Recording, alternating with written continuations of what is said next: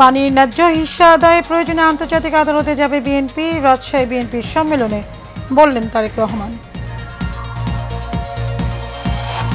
সম্পূরক হালনাগাদ ভোটার তালিকা প্রকাশ করেছে নির্বাচন কমিশন। নতুন যোগ হয়েছে ৪৫ লাখ, বাদ যাচ্ছে ২১ লাখ। দ্বিপক্ষীয় সফরে কাল মালয়েশিয়া যাচ্ছেন প্রধান উপদেষ্টা। সই হইতে পারে প্রতিরক্ষা, জ্বালানি সহ ৫টি বিষয়ে সমঝোতা স্মারক। এবং সাংবাদিক তুহিন হত্যায় জড়িতদের বিচার আওতায় আনা হয়েছে জানালেন স্বরাষ্ট্র উপদেষ্টা। বাকিদের দ্রুত গ্রেপ্তারের আশা।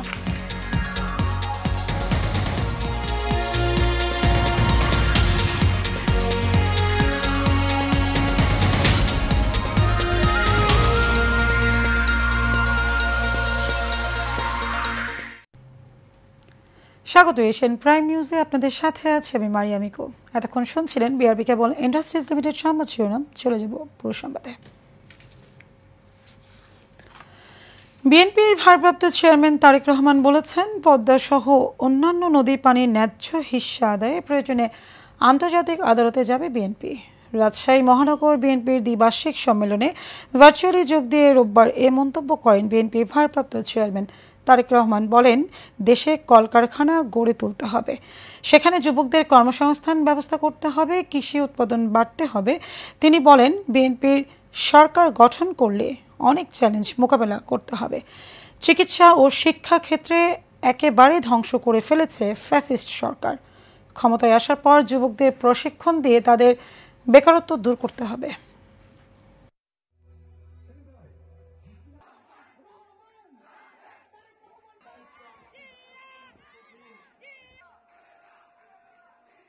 আমরা দৃঢ়ভাবে বিশ্বাস করি, আগামী নির্বাচনে ইনশাআল্লাহ দেশের অধিকাংশ জনগণের সমর্থন ধানের শীষ তথা বিএনপি পাবে এবং ধানের শীষ এবং বিএনপি পাওয়ার পরে আমাদের সামনে অনেকগুলো চ্যালেঞ্জ আছে।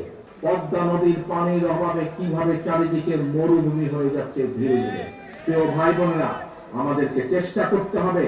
আমরা আন্তর্জাতিক আদালতে যাব দরকার হলে, আমরা জাতিসংঘে যাব দরকার হলে, আমাদের পানির হিস্যা বের করে নিয়ে আসতে হবে। আবার আমাদেরকে পদ্মা নদীতে পানির ব্যবস্থা করতে হবে।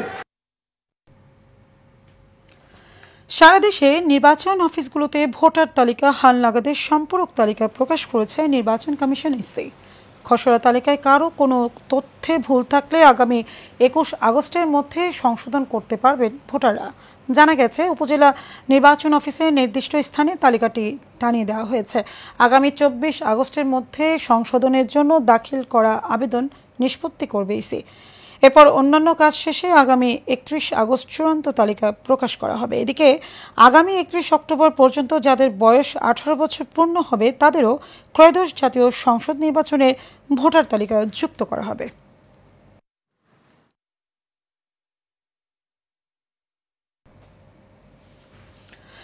প্রধান উপদেষ্টার মালয়েশিয়া সফরে ৫টির মতো সমঝোতার স্মারক স্বাক্ষর হতে পারে বলে পররাষ্ট্র মন্ত্রণালয় জানিয়েছে।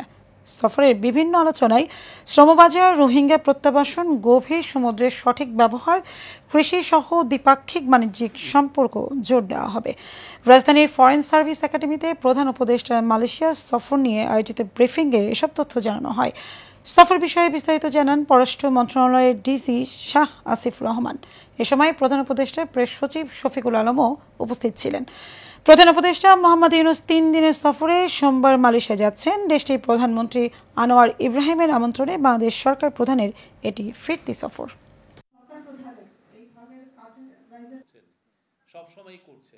আপনারা জানেন, আগামীকাল আমাদের মাননীয় চিফ অ্যাডভাইজার মালয়েশিয়ায় স্টেট সফরে যাচ্ছেন এবং এটা খুবই আমাদের জন্য ক্রুশিয়াল একটা সফর। এটা 3 দিনের একটা সফর। এই 3 দিনের এই সফরের উপরে ওইখানে অনেকগুলো এমওইউ সাইন হবে, অনেকগুলো এক্সচেঞ্জ হবে। তো এটার উপরে আমাদের যিনি ফরেন মিনিস্ট্রির ডিজি পাবলিক ডিপ্লোমেসি উইং আছেন, উনি মালয়েশিয়ার প্রধানমন্ত্রী দাতো সেরি আনোয়ার ইব্রাহিমের আমন্ত্রণে মাননীয় প্রধান উপদেষ্টা ডক্টর মোহাম্মদ ইউনূস আগামী 11 থেকে 13 আগস্ট 2025 তারিখে মালয়েশিয়া সরকারি সফর করবেন। এ সফরে মাননীয় প্রধান উপদেষ্টার সাথে একটি উচ্চ পর্যায়ের প্রতিনিধি দল মালয়েশিয়া সফর করবেন।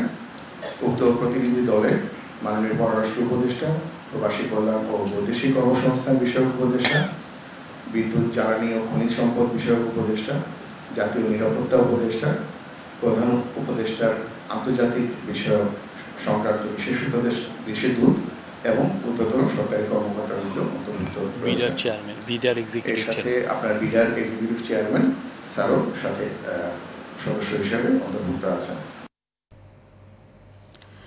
গাজীপুরে ঘটনাকে দুঃখজনক মন্তব্য করে স্বরাষ্ট্র উপদেষ্টা জাহাঙ্গীর আলম চৌধুরী বলেছেন, সাংবাদিক তুহিন হত্যায় জড়িতদের বিচারের আওতায় আনা হয়েছে, শিগগিরই বাকিদের আইনের আওতায় আনা হবে। সচিবালয় আইন শৃঙ্খলা কমিটির বৈঠক শেষে এসব কথা বলেন তিনি। বিস্তারিত নূর মোহাম্মদ ভূঁইয়ার রিপোর্টে। আশা, হতাশা এবং অর্জন সবকিছু নিয়ে 1 বছর পার করল ডক্টর মোহাম্মদ ইউনূসের নেতৃত্বাধীন অন্তর্বর্তী সরকার। তবে আইন শৃঙ্খলায় কতটুকু সফল অন্তর্বর্তী সরকার, প্রশ্ন এখন জনমনে। সচিবালয় আইন শৃঙ্খলা বাহিনী কমিটির বৈঠক শেষে গাজীপুরে প্রকাশ্যে হত্যাকাণ্ডকে দুঃখজনক মন্তব্য করে স্বরাষ্ট্র উপদেষ্টা জাহাঙ্গীর আলম বলেন, অপরাধীদের ইতিমধ্যে গ্রেফতার করা হয়েছে। গাজীপুরে যে ঘটনাটা ঘটছে এটা খুবই একটা দুঃখজনক এক ঘটনা। এই ধরনের ঘটনা ঘটুক মানে এই আমাদের এই সমাজে কেউ এটা চিন্তাও করতে পারে না, বাট ঘটনাটা ঘটে গেছে। এই ঘটনায় যারা জড়িত তাদের আমরা হয়তো ম্যাক্সিমামে আইনের আওতায় নিয়ে আসছি, বাট যে জীবনটা চলে গেল তার তো আর কম্পেনসেশন দেওয়া যাচ্ছে না। 5 আগস্টের পর 700 অস্ত্র এখনো উদ্ধার হয়নি জানিয়ে হারিয়ে যাওয়া অস্ত্র খোঁজ দিতে পারলে পুরস্কার ঘোষণা দেন স্বরাষ্ট্র উপদেষ্টা। আমাদের যে হাতিয়ারগুলি হারাই গেছে এইগুলির উদ্ধারের জন্য আমরা একটা সার্কুলার দিচ্ছি এবং এখন একটা প্রাইজও ডিক্লেয়ার করতেছি যে ইনফরমেশনটা দিতে পারবে তারা আমরা একটা কত টাকা দিতে পারি, ওরকম একটা নিজেদের ভিতরে আমরা একটা কমিটি করে আমরা হয়তো 2-4 দিনের ভিতরে হয়তো মিডিয়ায় দিয়ে দিব। যদি আপনারা কেউ খবর দিতে পারেন তো ওই পুরস্কারটা সে পাবে। 700 কত রজনী মৎস্য বুঝি আমার না, যেহেতু বিভিন্ন জায়গা থেকে হারাইছে।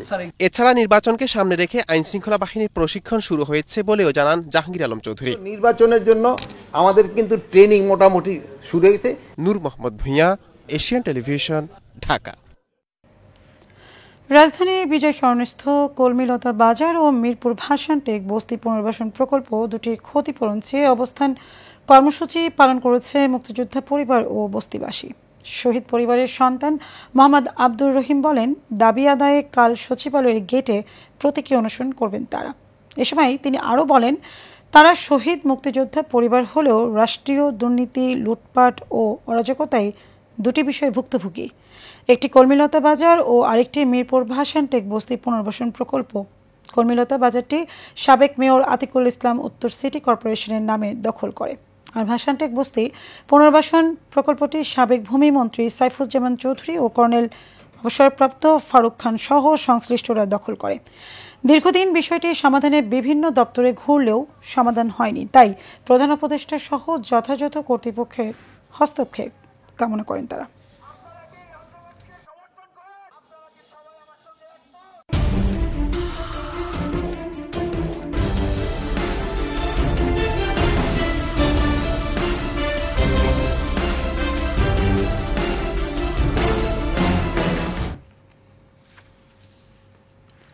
সারবাংলা প্রসঙ্গ।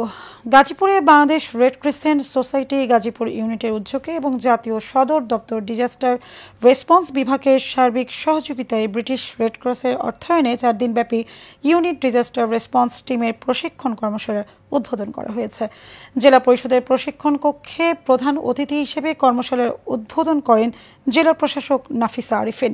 রেড ক্রিসেন্ট ইউনিটের সেক্রেটারি এম আশরাফ হোসেন টুলুর সভাপতিত্বে ও ইউনিট লেভেলের অফিসার মোল্লা তৌহিদুল ইসলাম নয়নের পরিচালনায় বিশেষ অতিথি ছিলেন জেলা পরিষদের প্রধান নির্বাহী কর্মকর্তা খন্দকার মুদাসসির বিন আলী, ইউনিট এক্সিকিউটিভ সদস্য সৈয়দ হাসান জুনুরাইন সোহেল।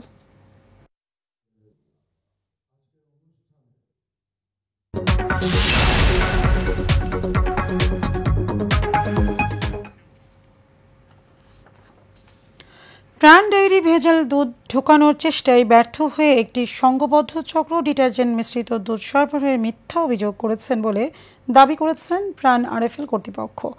রাজধানীতে প্রতিষ্ঠানটির প্রধান কার্যালয়ে এক সংবাদ সম্মেলনে প্রাণের ব্যবস্থাপনা পরিচালক ইলিয়াস মৃধা বলেন, পাবনার চাটমোহরে তাদের গ্রামীণ দুধ সংগ্রহ কেন্দ্রে সংঘবদ্ধ চক্র পরিকল্পিতভাবে ভেজাল দুধ ঢোকানোর চেষ্টা করেছে।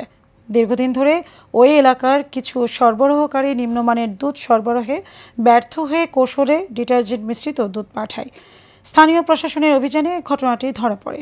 প্রতিষ্ঠানটি দুধ সংগ্রহ কেন্দ্রটি বন্ধ করে দেয় এবং 3 জন কর্মীকে বরখাস্ত করেছে।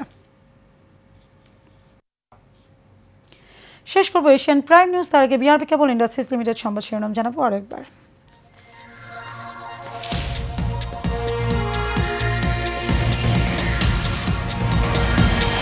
পানির ন্যায্য হিস্সা আদায়ে প্রয়োজনে আন্তর্জাতিক আদালতে যাবে বিএনপি। রাজশাহী বিএনপির সম্মেলনে বললেন তারেক রহমান। সম্পূরক হালনাগাদ ভোটার তালিকা প্রকাশ করেছে নির্বাচন কমিশন। নতুন যোগ হয়েছে ৪৫ লাখ, বাদ যাচ্ছে ২১ লাখ। দ্বিপক্ষীয় সফরে কাল মালয়েশিয়া যাচ্ছেন প্রধান উপদেষ্টা। সই হতে পারে প্রতিরক্ষা জ্বালানি সহ 5টি বিষয়ে সমঝোতা স্মারক। এবং সাংবাদিক তুহিন হত্যায় জড়িতদের বিচারের আওতায় আনা হয়েছে জানালেন স্বরাষ্ট্র উপদেষ্টা। বাকিদের দ্রুত গ্রেপ্তারের আশা।